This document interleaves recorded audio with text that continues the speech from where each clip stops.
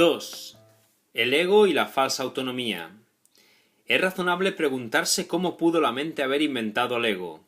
De hecho, esa es la mejor pregunta que puedes hacerte.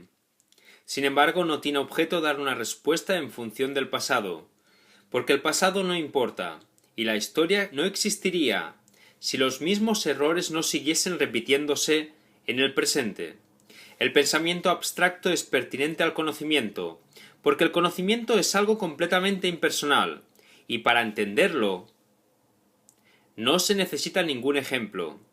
La percepción, por otra parte, es siempre específica y por lo tanto concreta. Todo el mundo inventa un ego o un yo para sí mismo, el cual está sujeto a enormes variaciones debido a su inestabilidad. También inventa un ego para cada persona a la que percibe, el cual es igualmente variable. Su interacción es un proceso que los altera a ambos porque no fueron creados por el inalterable o mediante él.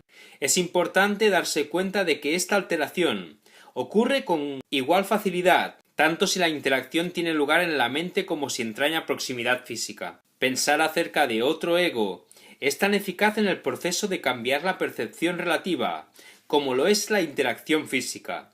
No puede haber mejor ejemplo que este, de que el ego es solamente una idea, y no un hecho. Tu propio estado mental es un buen ejemplo de cómo fue inventado el ego. Cuando repudiaste el conocimiento, fue como si jamás lo hubieses tenido. Esto es tan evidente que basta con que lo reconozcas para constatar que eso es lo que en realidad ocurre.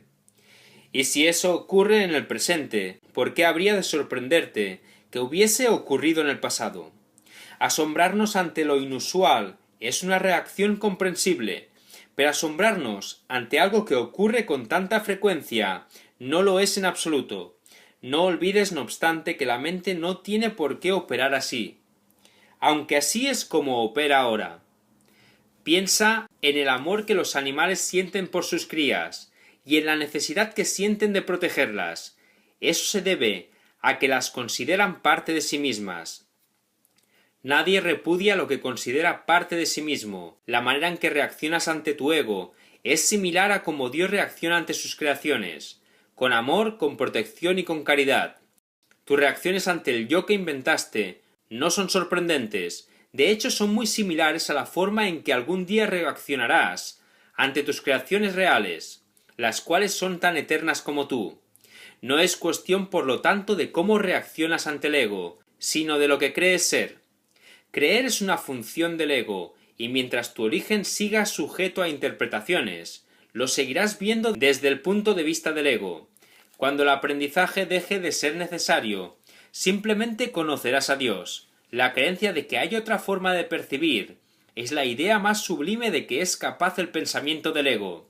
Ello se debe a que dicha idea reconoce, aunque sea mínimamente, que el ego no es el ser. Socavar el sistema de pensamiento del ego no puede sino percibirse como un proceso doloroso, aunque no hay nada que esté más lejos de la verdad. Los bebés gritan de rabia cuando se les quita un cuchillo o unas tijeras, a pesar de que, si no se hiciese, podrían lastimarse. En este sentido todavía eres un bebé. No tienes una idea clara de lo que es el verdadero instinto de conservación, y probablemente decidirías que necesitas precisamente lo que más daño te haría. Sin embargo, tanto si lo reconoces ahora como si no, has acordado cooperar en el empeño por llegar a ser inofensivo y servicial, atributos estos que son necesariamente inseparables. Incluso las actitudes que tienes a ese respecto son necesariamente conflictivas, puesto que todas las actitudes están basadas en el ego. Esto, sin embargo, no perdurará. Ten paciencia mientras tanto, y recuerda que el desenlace es tan seguro como Dios. Solo aquellos que tienen una sensación real y duradera de abundancia pueden ser verdaderamente caritativos. Esto resulta obvio cuando consideras lo que realmente quiere decir ser caritativo. Para el ego, dar cualquier cosa significa tener que privarse de ella. Cuando asocias el acto de dar con el sacrificio, das solamente porque crees que de alguna forma vas a obtener algo mejor, y puedes por lo tanto prescindir de la cosa que das. Dar para obtener es una ley ineludible del ego, que siempre se evalúa a sí mismo en función de otros egos. Por lo tanto, está siempre obsesionado con la idea de la escasez, que es la creencia que le dio origen. Su percepción de otros egos como entes reales no es más que un intento de convencerse a sí mismo de que él es real. El amor propio, desde el punto de vista del ego, no significa otra cosa que el ego se ha engañado a sí mismo, creyendo que es real, y por lo tanto está temporalmente menos inclinado a saquear. Ese amor propio es siempre vulnerable a la tensión, término este que se refiere a cualquier cosa que él perciba como una amenaza a su existencia. El ego vive literalmente a base de comparaciones. La igualdad es algo que está más allá de lo que puede entender, y por lo tanto le es imposible ser caritativo. Lo que el ego da nunca emana de una sensación de abundancia, porque él fue engendrado precisamente como un sustituto de ésta. Por eso es por lo que el concepto de obtener surgió en su sistema de pensamiento. Los apetitos son mecanismos para obtener, que representan la necesidad del ego de ratificarse a sí mismo. Esto es cierto tanto en el caso de los apetitos corporales como el de las llamadas necesidades más elevadas del ego. El origen de los apetitos corporales no es físico. El ego considera al cuerpo como su hogar y trata de satisfacerse a sí mismo a través de él. Pero la idea de que eso es posible es una decisión de la mente, que está completamente confundida acerca de lo que realmente es posible. El ego cree que tiene que valerse por sí mismo, para todo, lo cual no es más que otra forma de describir cómo cree que él mismo se originó. Es este un estado de tanto temor, que lo único que puede hacer es dirigirse a otros egos, y tratar de unirse a ellos en un débil intento de identificarse con ellos, o atacarlos en una demostración, igualmente débil de fuerza. No es libre, no obstante, de poner en tela de juicio la premisa que da lugar a todo eso, pues esa premisa es su base. El ego es la creencia de la mente, según la cual tiene que valerse completamente por sí misma.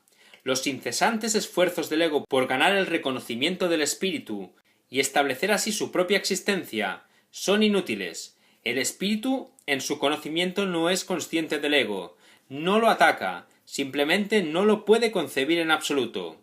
Aunque el ego tampoco se percata del espíritu, se percibe a sí mismo rechazado por algo más grande que él. Por eso es por lo que el amor propio, tal como el ego lo concibe, no puede por menos que ser ilusorio. Las creaciones de Dios no crean mitos. Si bien el esfuerzo creativo se puede trocar en mitología, esto puede suceder sin embargo solo bajo una condición: lo que fabrica deja de ser creativo. Los mitos pertenecen exclusivamente al ámbito de la percepción, y las formas que adoptan son tan ambiguas y su naturaleza está tan marcada por la dicotomía entre el bien y el mal, que ni siquiera el más benévolo de ellos está exento de connotaciones aterradoras. Los mitos y la magia están íntimamente relacionados, ya que los mitos generalmente tienen que ver con el origen del ego, y la magia con los poderes que el ego se atribuye a sí mismo. Los sistemas mitológicos incluyen por lo general alguna descripción de la creación, y la conectan con su forma particular de magia. La llamada lucha por la supervivencia no es más que la lucha del ego por prolongar su propia existencia, así como la interpretación que ha hecho con respecto a su comienzo. Este comienzo casi siempre se asocia con el nacimiento físico, ya que resulta difícil sostener que el ego existía antes de ese momento. Los más religiosos de los mitos basados en el ego puede que postulen que el alma existía antes y que seguirá existiendo después de un lapso temporal de vida en el ego. Algunos postulan incluso que el alma será castigada por ese lapso. La salvación, no obstante, no es aplicable al espíritu, pues éste no está en peligro, y por lo tanto no tiene que ser rescatado. La salvación no es otra cosa que mentalidad recta, que aunque no es la mentalidad uno del Espíritu Santo, se debe alcanzar antes de que la mentalidad uno pueda ser reinstaurada. La mentalidad recta conduce automáticamente al siguiente paso, ya que la percepción correcta está completamente exenta de cualquier forma de ataque, y por lo tanto la mentalidad errada desaparece. El ego no puede sobrevivir sin hacer juicios, y por consiguiente se le abandona. La mente tiene entonces una sola dirección por la que avanzar. La dirección que sigue es siempre automática, pues no puede sino acatar los dictados del sistema de pensamiento al que se adhiere. No se puede hacer demasiado hincapié en el hecho de que corregir la percepción es simplemente un expediente temporal. Dicha corrección es necesaria únicamente porque la percepción falsa es un obstáculo para el conocimiento, mientras que la percepción fidedigna es un trampolín hacia él. El valor de la percepción correcta reside en la conclusión inevitable de que toda percepción es innecesaria. Esto elimina el obstáculo por completo. Te preguntarás, ¿cómo puede ser posible esto mientras parezca que vives en este mundo? Esa es una respuesta razonable. No obstante, tienes que asegurarte de que realmente la entiendes. ¿Quién es el tú que vive en este mundo? El espíritu es inmortal, y la inmortalidad es un estado permanente. El espíritu es tan verdadero ahora como siempre lo fue, y lo será siempre, ya que no entraña cambios de ninguna clase. No es un continuo, ni se puede entender tampoco comparándolo con un opuesto. El conocimiento nunca admite comparaciones. En eso estriba su diferencia principal, con respecto a cualquier otra cosa que la mente pueda comprender.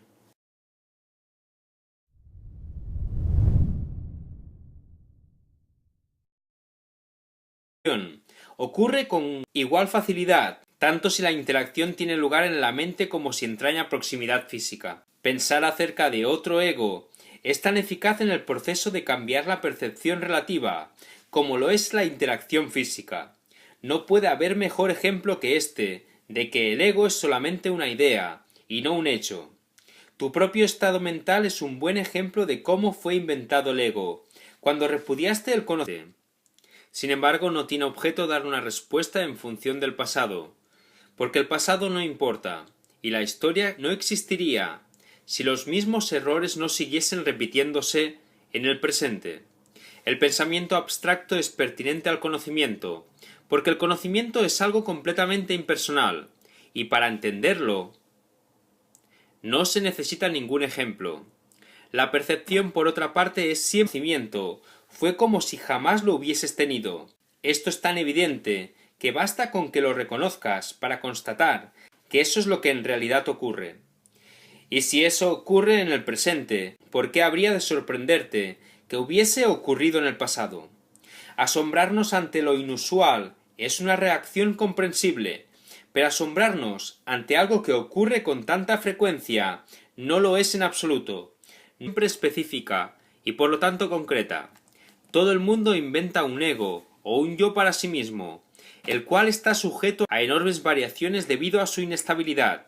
También inventa un ego para cada persona a la que percibe, el cual es igualmente variable. Su interacción es un proceso que los altera a ambos porque no fueron creados por el inalterable o mediante él. Es importante darse cuenta de que esta alteración